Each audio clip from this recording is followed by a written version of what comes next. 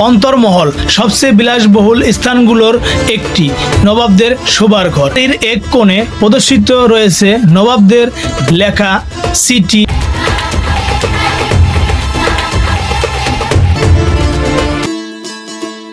ঢাকার ঐতিহাসিক স্থাপনা আহসান মঞ্জিল শুধু একটি প্রাসাদ নয়, বরং একসময় নবাব পরিবারের ও তাদের ঐশ্বর্যপূর্ণ জীবনের জীবন্ত দলিল।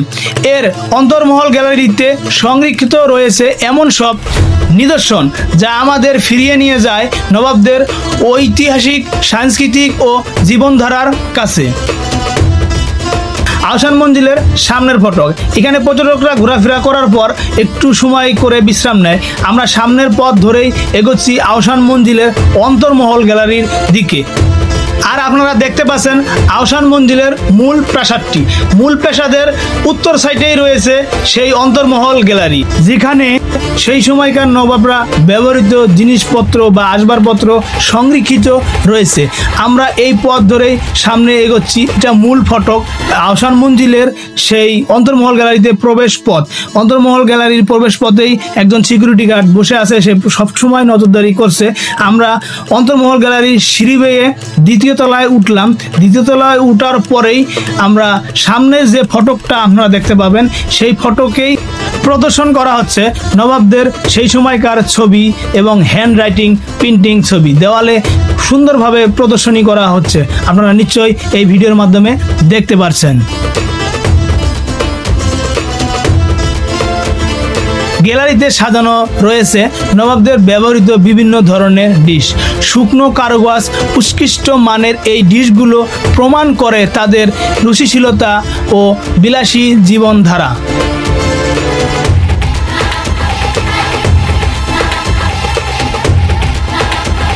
এখানে সংরক্ষিত রয়েছে হাতের লেখা নথি, দলিল ও গুরুত্বপূর্ণ দস্তাবেজ।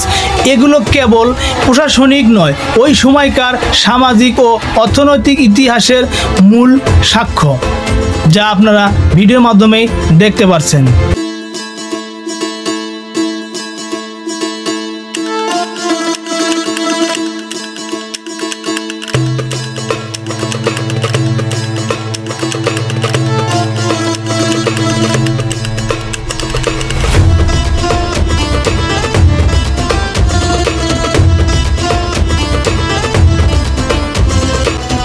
গ্যালারির এক কোণে প্রদর্শিত রয়েছে নবাবদের লেখা সিটি, ইংরেজি ও আরবি ভাষায় লেখা। এই সিটিগুলো দেখে বোঝা যায় নবাবদের শিক্ষাগত মান এবং আন্তর্জাতিক সম্পর্ক, যা আপনারা নিশ্চয়ই দেখতে পাচ্ছেন এখানে হাতের লেখা সিটিগুলো। এই কক্ষটিতে প্রদর্শনী করা হচ্ছে নবাবদের সাথে আত্মীয়তার সম্পর্কের গণ্যমান্য ব্যক্তিদের ছবি, যা আপনারা দেখতে পাচ্ছেন দেওয়ালে কত সুন্দরভাবে প্রদর্শনী করা হচ্ছে, আপনারা নিশ্চয়ই দেখতে পাচ্ছেন এই ভিডিওর মাধ্যমে। এই কক্ষের একটি গ্যালারিতে নবাবদের বিলাসী জীবনের অন্যতম অংশ ছিল পান খাওয়ানোর অভ্যাস। রূপা ও পিতলের তৈরি পানদানে সংরক্ষিত ধাতব চুন, সুপারি ও অন্যান্য উপকরণ, যা আপনারা দেখতে পাচ্ছেন।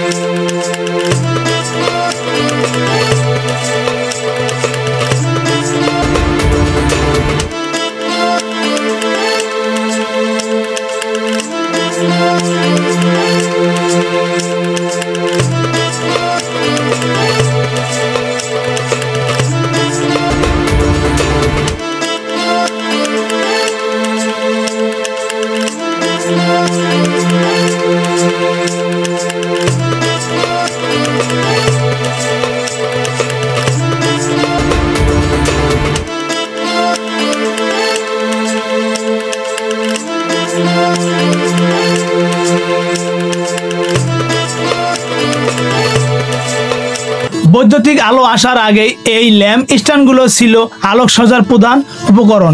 এখনো এর সৌন্দর্য দেখে বোঝা যায় নবাবদের ওই সময়কার শিল্পরুচি।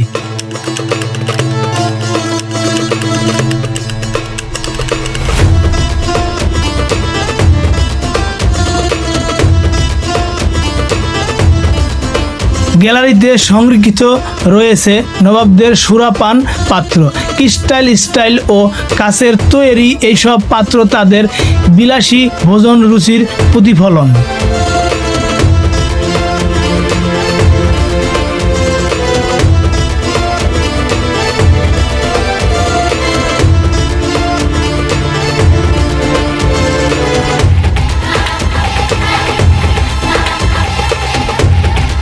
অন্তর্মহল গ্যালারির বাইরে প্রদর্শিত রয়েছে নবাবদের ঘোড়ার গাড়ি ও মোটরযান। এগুলো ছিল নবাবদের অভিজাত্য ও আধুনিকতার প্রতীক।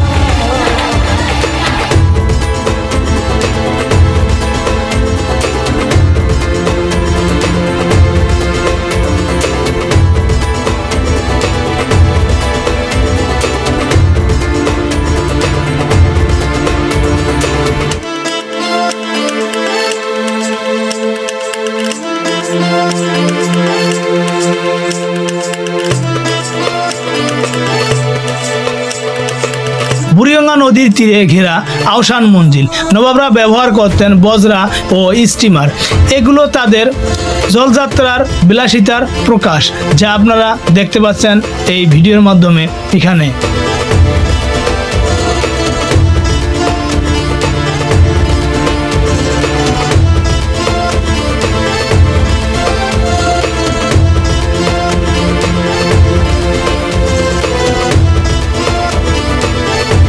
খাবার পরিবেশন ও সংরক্ষণের জন্য ব্যবহার হতো নানা ধরনের ঢাকনা। এগুলো ছিল ধাতব, কাঠের কিংবা কারুকাজ করা বিশেষ ঢাকনা।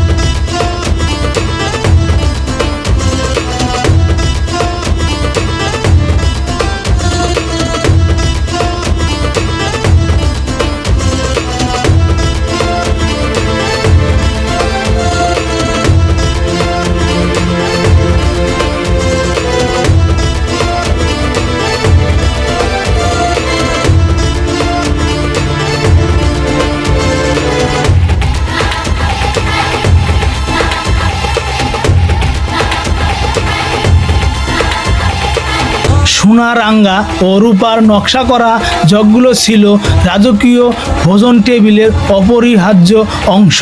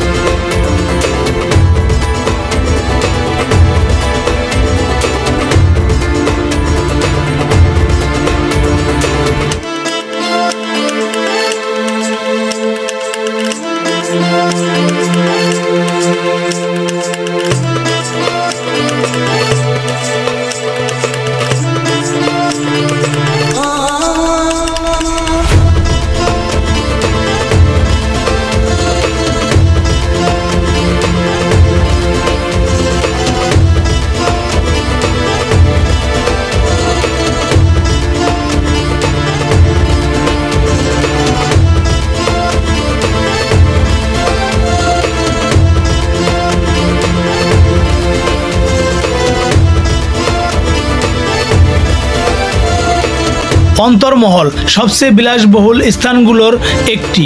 নবাবদের শোবার ঘর, রাজকীয় খাট, মখমলের পর্দা আর মূল্যবান আসবাবপত্র ভরা এই কক্ষ আজও তাদের ঐশ্বর্যের স্মৃতি বহন করে। নবাবদের জন্য আলাদা হাম্মামখানা বা স্নানঘর ছিল। তৎকালীন সময়ে উন্নত মানের স্নানঘর ব্যবহার হতো। বিশেষ সাজসজ্জা এখানে ওখানে দেখা যায়।